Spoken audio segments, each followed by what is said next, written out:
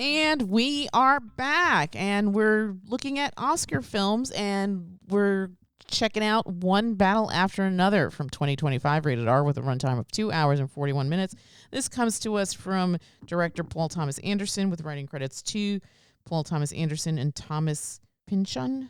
According to the IMDb blurb, when their enemy resurfaces after 16 years, a group of ex-revolutionaries reunite to rescue the daughter of one of their own. This is tagged as epic, action epic, dark comedy, epic political thriller, psychological thriller, action, crime, drama, thriller. I don't know if I agree with any of those, except for maybe drama.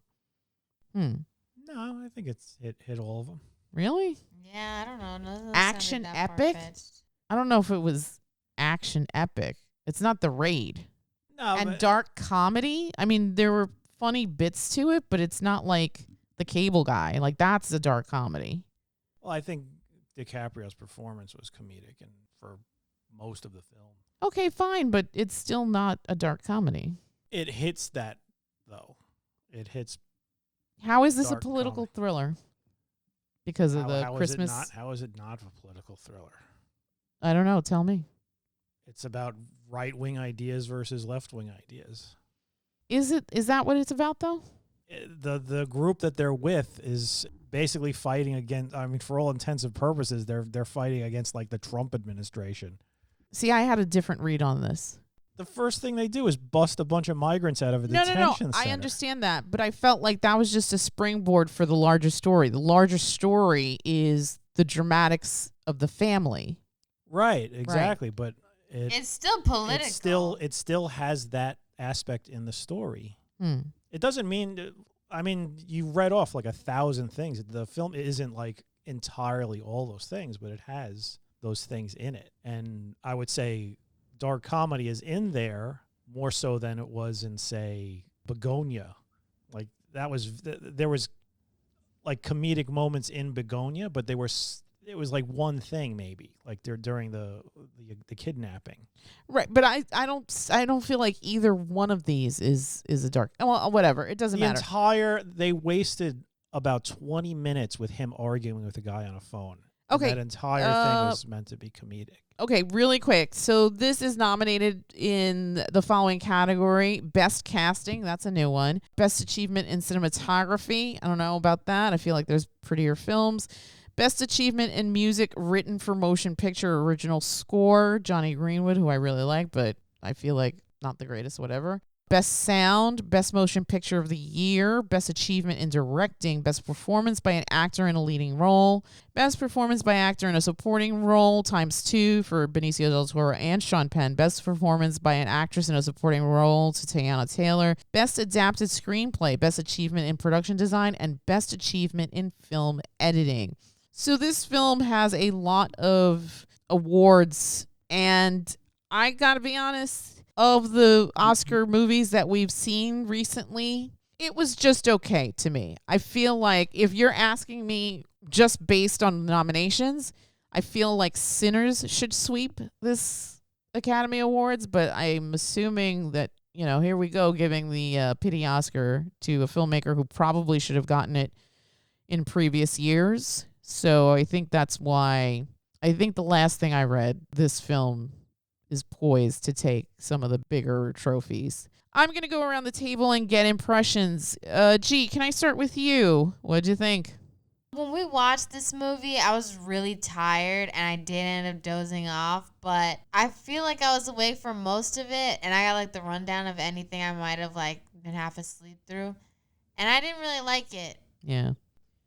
I don't know. I can co-sign on that. I feel like I said, I think I said during the movie, maybe it just like it wasn't for me, and this was another film recommended to me. Mm-hmm. And so after getting recommended Begonia and it like exceeding my expectations so like crazily, or like shooting past how good I thought it was going to be, I was excited for this, and then I guess it just didn't live up to that. I guess maybe I went into it thinking that it was going to be like crazy good, and maybe it was just an okay movie, and that kind of soured it for me.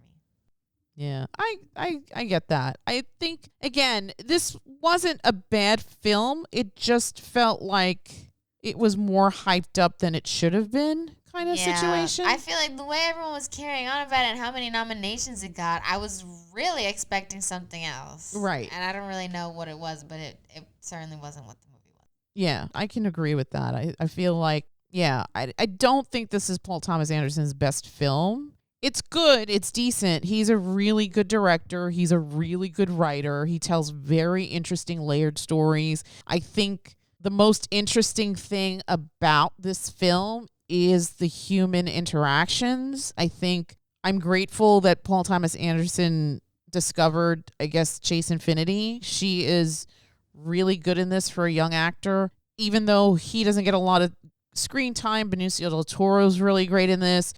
Honestly, I haven't seen the other film with Stellan Skarsgård, but everyone seems to think that he's going to take Best Supporting Actor. But I got to tell you, Sean Penn was really, really good in this.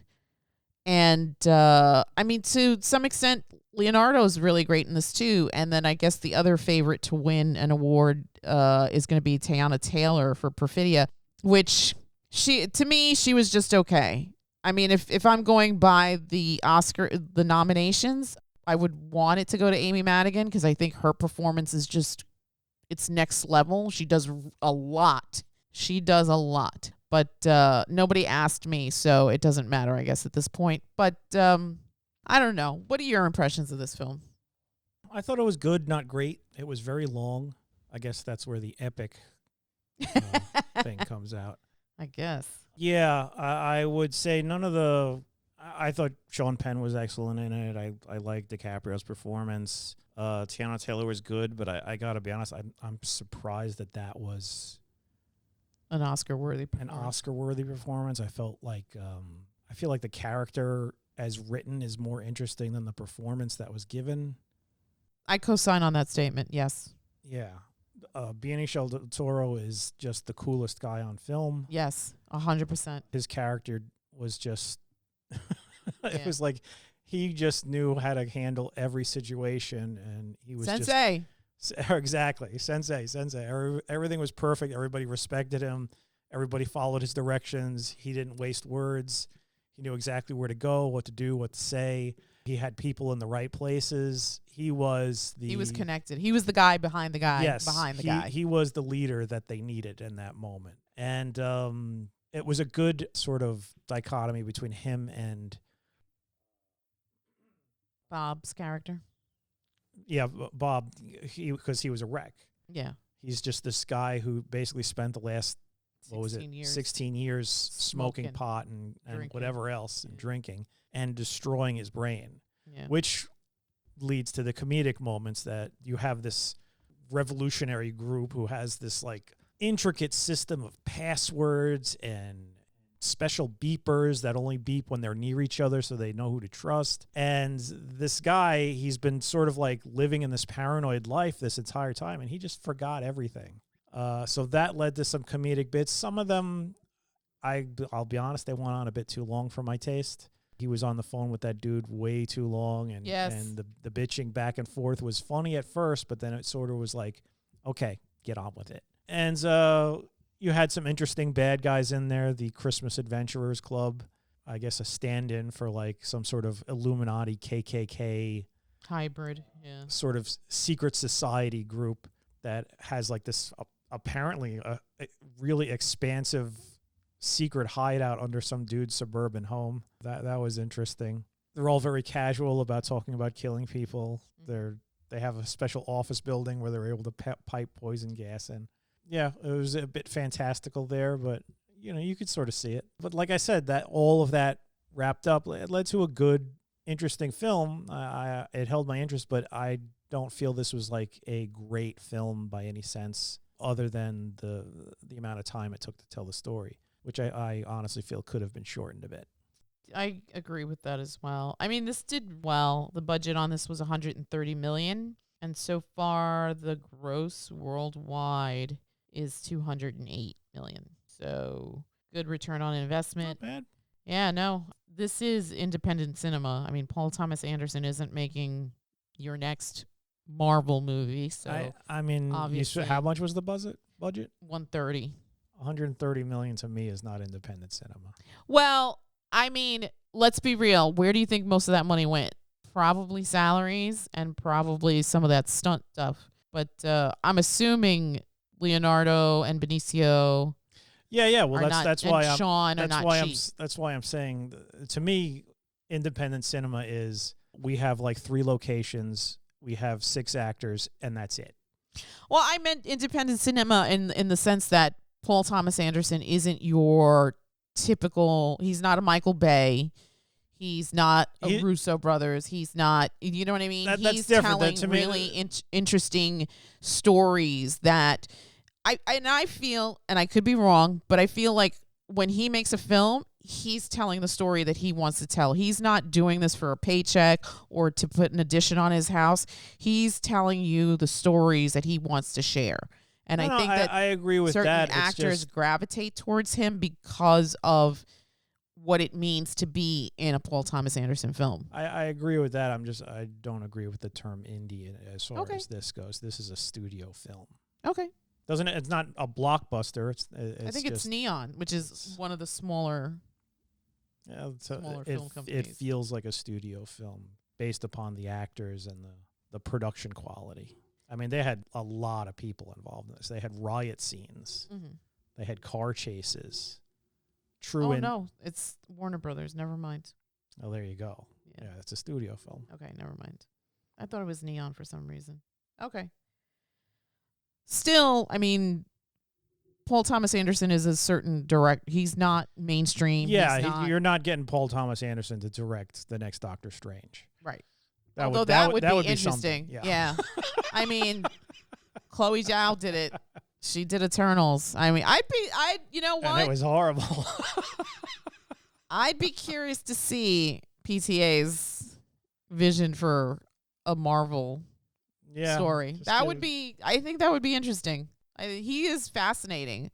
I mean, I think I'm probably not going to be popular here, but one of my favorite films is definitely Punch Drunk Love. And I know people love Phantom Thread and There Will Be Blood, and listen, I love it too, but for me, Punch Drunk Love, you can't beat that film. It's a good one. It is such a great film, and it really turned me around for Adam Sandler, because prior to that film, I couldn't stand him. I don't want to be anywhere within his, and now I'm like, yeah, Netflix murder mystery, yeah, let's do it. I mean, I'll even watch something stupid like Hubie Halloween. So it doesn't even matter at this point, because that guy, he totally turned me around. And now it's great because don't forget Uncut Gems. I was going to say, now he's doing Uncut Gems, and I'm all over that. Yeah. Any other thoughts here? No, nothing offhand. Like I said, I thought everybody was great as far as the performances go. Mm-hmm. I felt the story was interesting. It was interesting enough to hold my interest for the runtime, but I definitely felt sometimes there were parts where it dragged. They could have excised or cut some of that stuff. Yeah. But otherwise, I liked the relationship between Bob and Willa. She's adorable. She's adorable. I want to see her in all the things. Yeah, I loved how she was just exasperated with his paranoia before she realized that, there's a reason for it. I love that scene when the guy shows up at the door and he's just like, "You cool, homie?" He just kept calling him homie. Essay. I'm not talking to you, Essay. He was terrified. Like, it was like he was just this manic, crazy dad living in a trailer, wrapping his arm around this kid and saying, "Whatever you do to her, I'm going to do to you and your entire family." That was funny.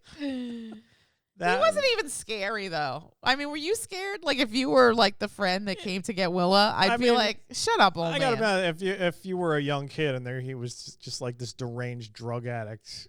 I don't know. I didn't feel like any of those kids were scared of Bob. Well, I mean, you're dealing with kids nowadays. They're all sociopaths.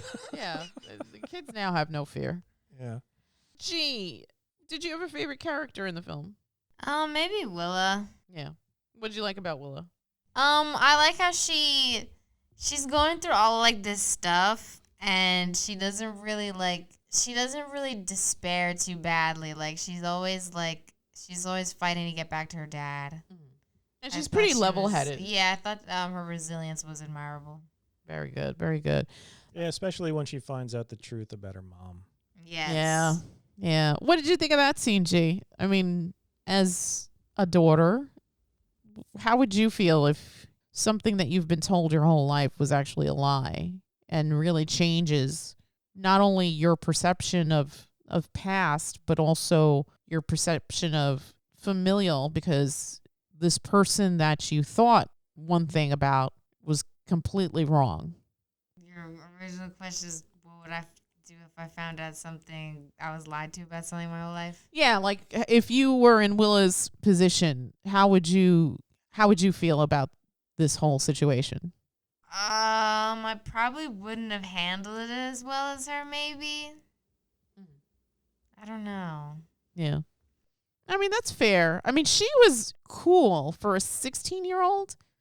Yeah, she was She had a very- lot of yeah. emotional maturity. I mean, I'm sure it had something to do with the fact that she basically was her dad's mom. Yeah. She was the one. She was the taking care of adult in that Bob. house, yeah.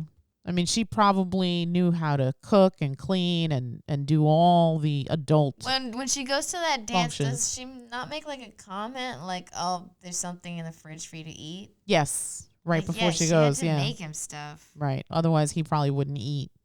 Without giving too much away, I want to come to you. The Christmas, you briefly talked about it, but the Christmas Adventurer Club. What did you think? I mean, it's interesting because again, the story starts one way, and then we come back years later. I mean, we follow some of the events that happen, and then we come back years later, and we're introduced to this new group. And it's kind of interesting because to something that you said before, this is kind of like this mirror to like present day. And so, what are your thoughts about groups like this, like extremist groups that have an agenda and aren't in the business of kindness, I guess? Yeah, if you're trying to get your agenda across, you're obviously not going to tolerate anything that goes against it. And this is just sort of like it's an interesting parody because it takes something wholesome and nice, Christmas, Right.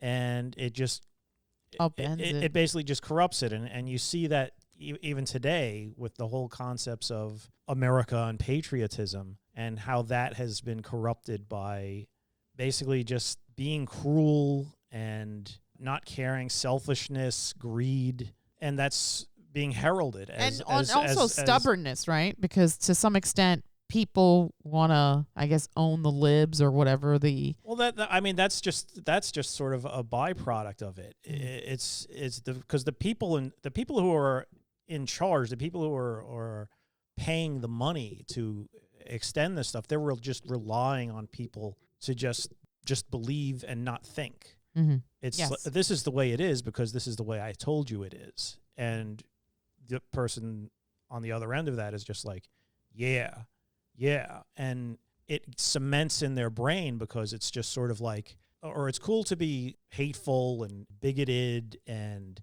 selfish and all of these things. And you know why? Because it's the American way. It's patriotism. You're defending things. This is about you driving your truck and feeding your dog and mowing your lawn and all this other stuff and waving the flag and eating apple pie, and it has nothing to do with any of that stuff. Right. It's basically just, we realize that you have an ingrained prejudice, and we're going to feed that, and we're going to just wrap it up in some pretty bow. And this Christmas Adventurers Club is the same thing, and it's somehow they've incorporated it into Christmas, which is Christmas is a wholesome thing, a wholesome time. It's a time of giving. It's a time of peace and family and joy. whatever. And somehow it's for them. It's also about purity and making sure there's these. We don't want any of these brown people around unless they're working and doing stuff for us, basically as slave labor. Yeah, that's the only tolerable. Yeah, like one of the issues that they had with Tom Cruise with Lockjaw. Sean Penn's Lockjaw's raid on that town was, well, one of our guys, he owns that chicken franchise and he needs to get his workers back to work. That's all they cared about, that this was disrupting their business. Yeah, so it's an interesting parallel that he made, and the way he named this group, the Christmas Adventurers Club, is basically the same thing as what we have going on in the real world, where they've taken good things, truth, justice, and the American way, or whatever you want to say, and made it ugly.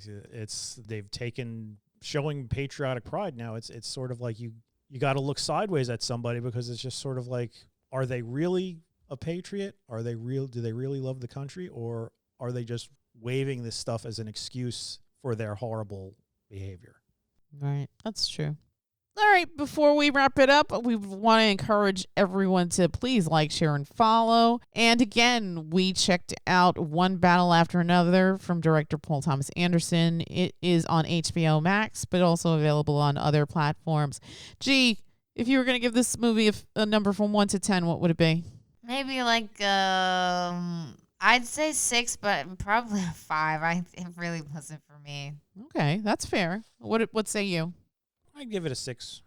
I too would give it a 6. I think this is not the best of Paul Thomas Anderson. It's a good film, and I think the thing that propels it over the top are the performances. The performances here are all solid. These are all seasoned actors, with the exception of somebody like Chase Infiniti, who's coming in. I think this is her first big acting break. Really well done, kid.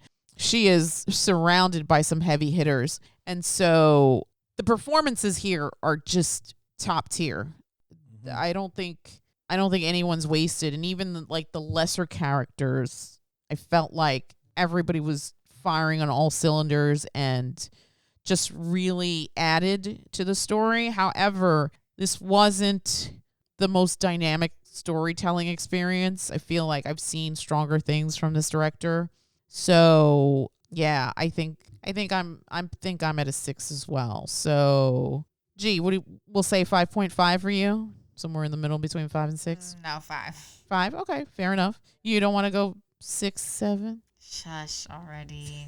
All right, 5, 2 6s. If you want to get caught up on the upcoming Oscar race, you can check out One Battle After Another on HBO Max. And again, I want to remind everyone to please don't forget to like, share, and follow. And with that, we'll wrap it up and bid you all a Good night. Good night. good night.